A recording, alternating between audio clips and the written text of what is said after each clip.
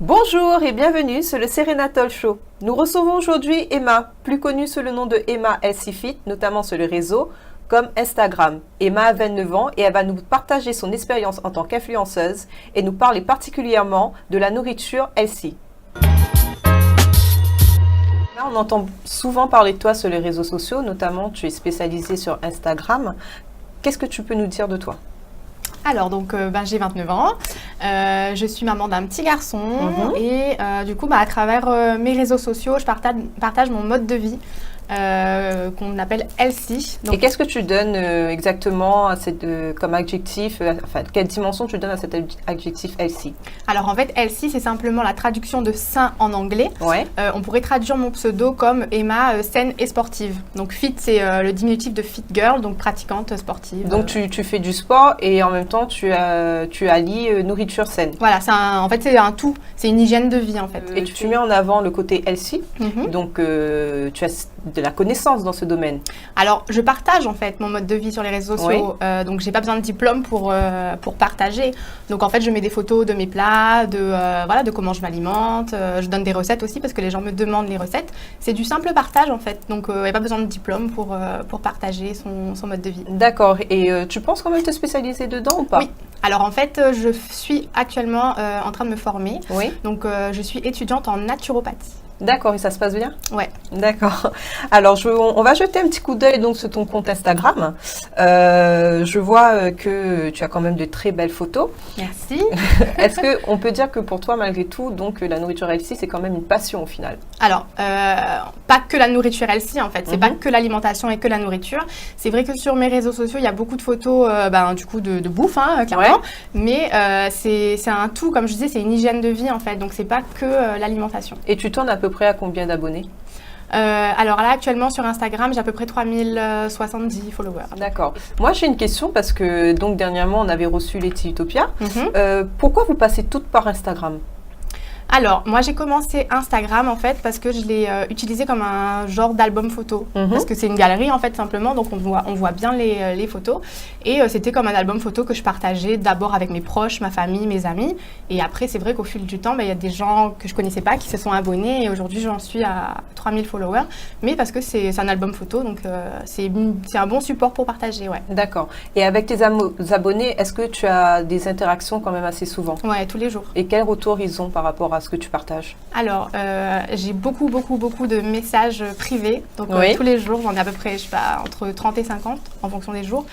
Et en fait, c'est que du positif. J'ai de la chance, je pense, j'ai que du positif. Et beaucoup de gens qui me disent que je les aide du coup à travers mon partage, mes photos, en fait. Et ils ont envie de se lancer là-dedans, ils ont envie de se mettre au sport, ils ont envie de mieux manger. En même temps, quand on regarde tes photos, ça donne envie. Hein.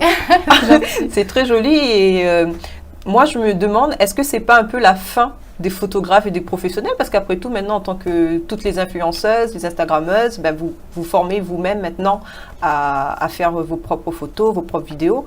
Tu penses quoi par rapport à ça? Il y en a qui travaillent avec des professionnels qui font leurs photos et tout ce qui est tournage vidéo et tout par des professionnels.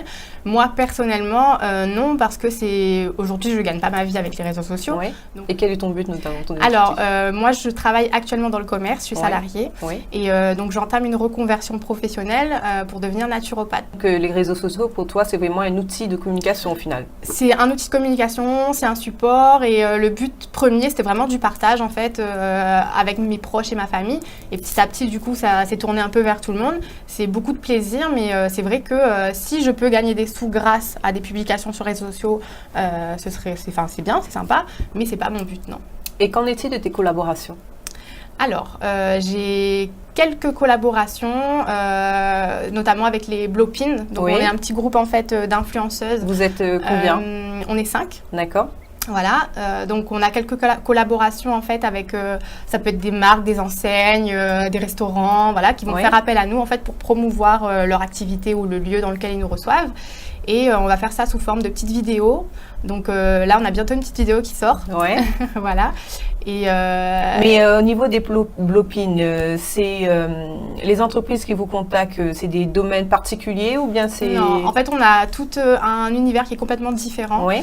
Il y a des filles qui sont plus dans la mode, d'autres qui sont dans les côtés un peu bon plan. C'est possible de savoir qui fait partie des Blopin? Alors, donc, Letty Utopia, donc, la première invitée. On a aussi Jennifer, donc, de Label Boss. On a Caroline de Caroc 974 et Stéphanie de Les Bons Plans de Steph. D'accord. Et toi, en tant que Emma Fit, tu as des collaborations en dehors des Blopin? En dehors des Blopin, alors, j'ai pas de collaboration, on va dire, rémunérée. D'accord. Voilà, j'ai parfois des marques qui peuvent m'offrir des produits ou qui peuvent m'inviter à venir découvrir une boutique. Et tout est libre en fait. Il n'y a pas de conditions. On t'invite et à condition que tu partages telle ou telle photo ou telle Donc toi, tu information. touches aucune rémunération? Non.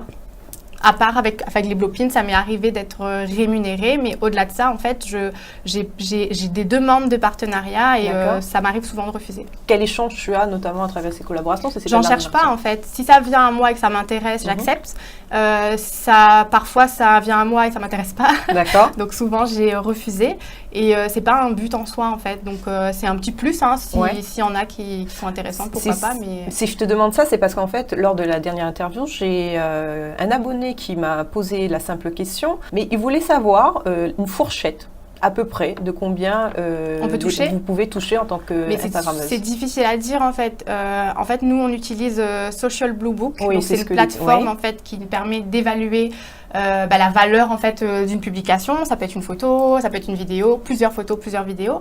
Et en fait, en fonction de notre taux d'engagement, du nombre d'abonnés qu'on a, du réseau choisi, que ce soit Facebook, un blog, Instagram, la plateforme va nous donner en fait la valeur d'un post. Donc c'est propre à chacune en fait.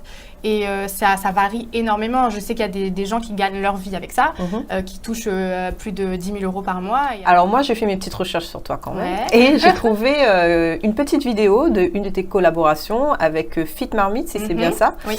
Ben, j'invite les internautes à voir la vidéo.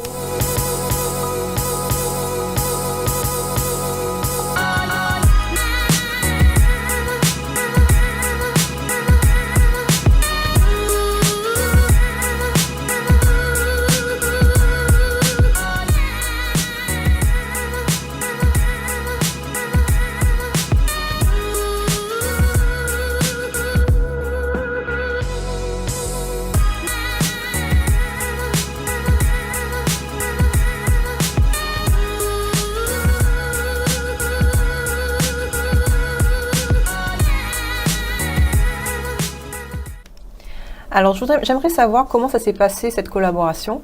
C'est toi qui as pris contact, c'est eux qui sont venus vers toi. Comment ça s'est passé? Alors, c'est eux qui sont venus vers moi. Et ils avaient, du coup, découvert un peu ce que je faisais à travers les réseaux sociaux. On s'est rencontrés. Ce sont devenus, au final, des amis. Voilà, on s'entendait très, très bien. Et ils avaient pour projet, du coup, de faire des petits tutos recettes sur leur page Facebook à eux, initialement. Et du coup, on s'est dit, on allait le faire ensemble. Voilà. Et toi, est-ce que cette collaboration, ça t'a aidé pour déjà ta visibilité, pour trouver d'autres idées, pour développer d'autres partenariats? Alors, c'était pas le but. En fait, ils avaient besoin de quelqu'un pour les aider à réaliser des recettes. Les recettes qu'on a pu monter en fait ensemble, c'est des recettes que j'avais déjà réalisées avant. Et moi, j'ai trouvé ça super sympa parce qu'en fait, j'ai pas de matériel en fait, tout simplement pour filmer chez moi. Donc, je me suis dit, c'est aussi le moyen d'avoir une petite vidéo de ce que je fais, de mes recettes. Voilà, donc c'est vraiment un esprit de partage qu'il y a eu. C'était du partage, c'était du donnant-donnant et j'ai pu utiliser les vidéos après sur mes propres réseaux. Et voilà.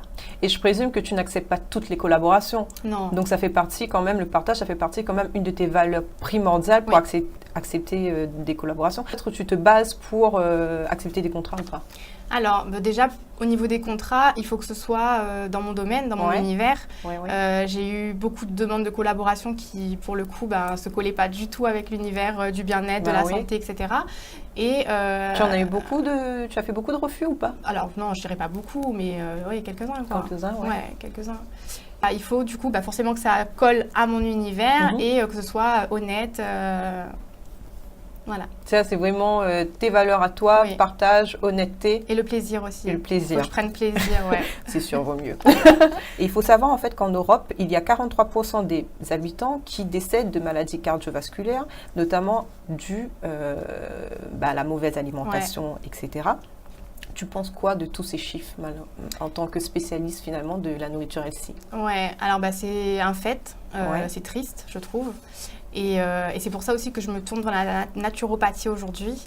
En fait, la naturopathie, c'est une médecine qui est douce, qui est non conventionnelle, qui est reconnue du coup par l'OMS. Et c'est une médecine en fait qui vise à soigner, en fait, à traiter les maladies par tout ce qui est naturel. D'accord. Et en fait, donc, cette maladie, donc l'obésité, comme beaucoup de maladies, en fait, sont des maladies de civilisation qui n'existaient pas avant. C'est quoi exactement une maladie qui se développent, en fait. C'est les maladies, en fait, qui sont liées à notre mode de vie aujourd'hui. Mal manger, voilà, on se tourne beaucoup facilement vers une nourriture industrielle aujourd'hui. Les gens, ils prennent pas le temps, en fait, de faire du sport. Tu penses qu'à La Réunion, c'est comme ça, sachant que malgré tout, les bases d'un repas réunionnais, ça reste un bon riz, un bon curry. Alors, j'ai pas de chiffres à donner, mais par contre, par rapport à ce qu'on voit dans la rue, on a l'impression vraiment qu'il y a de plus en plus d'obésité à La Réunion, que les gens prennent de plus en plus de poids. Mais à côté de ça, j'ai l'impression quand même qu'il y a une prise de conscience. Et on parle beaucoup de la mode du fitness. Beaucoup de gens qui disent que c'est un effet de mode. Moi, je pense que c'est plus une prise de conscience qu'un effet de mode. Et on voit quand même beaucoup de gens dans les parcs courir, faire du sport de plus en plus. Donc, on est passé par une période où je pense qu'il y a eu beaucoup plus d'obésité. Il y a un gros taux de diabète à La Réunion aussi qui est très, très élevé. Et à côté de ça, j'ai l'impression que les gens prennent conscience et ils essayent en tout cas de tendre vers un meilleur mode de vie. Alors, on sait aussi que tu es maman. Oui. Voilà. Et il faut savoir aussi qu'à La Réunion, il y a un fort taux d'obésité infantile, donc 5,7% pour être exact. Est-ce que toi, tu éduques ton enfant à ton mode de vie? Comment ça se passe? Oui, c'est important, mais après... quand on dit est-ce que je l'éduque, je ne cherche pas à le changer, à le transformer ou à le manipuler ou quoi. C'est juste que les enfants imitent leurs parents. Donc, moi, j'avais lu un truc, c'était comment on fait pour que les enfants passent moins de temps devant la télé, que les enfants lisent davantage, etc. Et la réponse, c'était les enfants ne font pas ce qu'on leur dit de faire, mais les enfants nous imitent. Et en fait, c'est ça qui se passe avec mon petit garçon. Donc, il a 4 ans aujourd'hui. Et c'est un petit garçon qui adore bouger, qui, là, on l'a inscrit, il fait du tennis et de la natation. C'est un enfant qui adore les fruits, qui adore les légumes. Parce qu'on a un dispositif qui a été mis à La Réunion, c'est le dispositif Retrouve ton cap en fait. C'est pour aider donc les enfants touchés par l'obésité à avoir une alimentation plus saine. Que dirais-tu toi au niveau des parents? Alors moi je pense qu'on peut avoir des carences si on suit un régime. Donc, un régime c'est quelque chose qui est restrictif. On est frustré, on se prive et souvent ça arrive avec manger moins. Et moi si je peux me permettre de donner un conseil, c'est pas forcément de chercher à manger moins, c'est de surtout chercher à manger mieux. Donc si on mange mieux et qu'on va manger plus de fruits, plus de légumes, moins d'industriels, plus de faits maison. Mais comment tu vas amener un enfant qui est habitué à manger des glaces, à manger des fruits, des légumes, en le faisant maison, les glaces c'est pas forcément mauvais. Moi je fais par exemple des sorbets à l'eau que Louis adore d'ailleurs, avec du thé. Donc j'infuse un peu de thé ou des infusions, sans théine aussi parfois. Qu'ensuite je mets au congélateur dans des moules à glace et puis je peux mettre des fruits à l'intérieur, des framboises, des fraises coupées en morceaux. Et il a son petit esquimau qui est sans sucre ajouté. Et quand tu fais tes préparations, il est à côté de toi Il adore être dans mes pâtes. C'est vrai. Et du coup il le fait lui-même. Oui. Et est-ce que ça n'aurait pas un meilleur impact pour l'enfant finalement de l'amener ça aide aussi, c'est prendre le temps de leur montrer comment on prépare les repas, les impliquer dans tout ça. Et à côté de ça, c'est aussi de montrer l'exemple. Donc, c'est aussi de manger la même chose. Et après, ça peut jouer aussi dans la présentation, faire des petites présentations un peu sympas avec des petites formes rigolotes et tout pour pousser l'enfant à...